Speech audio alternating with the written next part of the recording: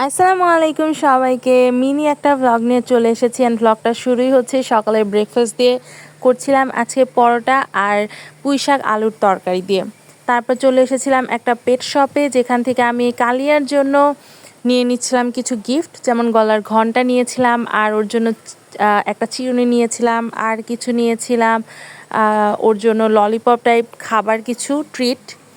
তো এটা নিয়ে আমি চলে যাচ্ছিলাম আজকে বাসায়। হ্যাঁ, দীর্ঘ 2.5 মাসের বেশি হয়ে গিয়েছে আমি বাসায় যাইনি, তো আজকে যাচ্ছিলাম। অলরেডি আমি বাসায় চলে এসেছি। আমাদের গ্রামটা যে কি সুন্দর সেটাই দেখতে দেখতে এই যে অলরেডি বাসায় পৌঁছে গিয়েছি। আর যেহেতু আজকে সারাদিন বৃষ্টি হচ্ছিল, তো কালিও বাইরে যেতে পারছিল না, ও বাইরে বসে বৃষ্টি উপভোগ করছিল। আর আস্তে আস্তে দুপুর পার হয়ে গিয়েছে, আমারও ক্ষুধা লেগে গিয়েছে, তো খাওয়া দাওয়া করলাম। খাওয়া দাওয়া করে বিকাল তো হয়েই গিয়েছে আস্তে আস্তে। আমি আর কালিয়া গেলাম ছাদে, কিন্তু যেহেতু এতক্ষণ পর্যন্ত বৃষ্টি হলো, ছাদের অবস্থা তো ভয়াবহ, একদম পানি দিয়ে অবস্থা খারাপ।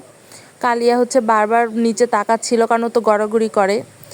তারপর দেখলাম আকাশ একদমই পরিষ্কার, কি সুন্দর না? কিন্তু একটু আগে অনেক বৃষ্টি হচ্ছিল।